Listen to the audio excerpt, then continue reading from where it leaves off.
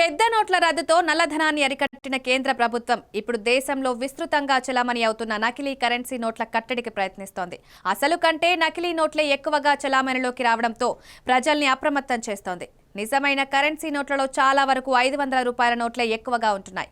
కాబట్టి కేటుగాళ్లు కూడా వాటినే నకిలీవి తయారు చేసి వాడుకలోకి తెస్తున్నారు. అందుకే 500 రూపాయల కల్తీ నోట్ల పట్ల ప్రజలు అప్రమత్తంగా ఉండాలని కేంద్ర హోంశాఖ హెచ్చరికలు జారీ చేసింది.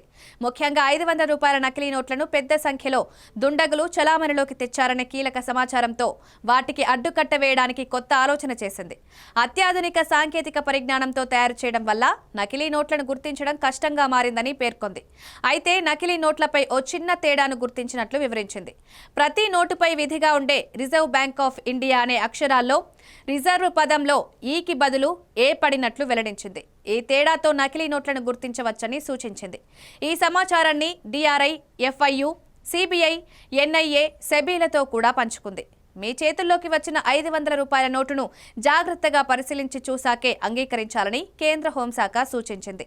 ఇలాంటి నకిలీ నోట్లు అత్యంత ప్రమాదకరమని వెల్లడించింది. వీటి విషయంలో ఆర్థిక సంస్థలు, బ్యాంకులు, ఏజెన్సీలను అప్రమత్తంగా ఉంచినట్లు అధికారులు చెబుతున్నారు.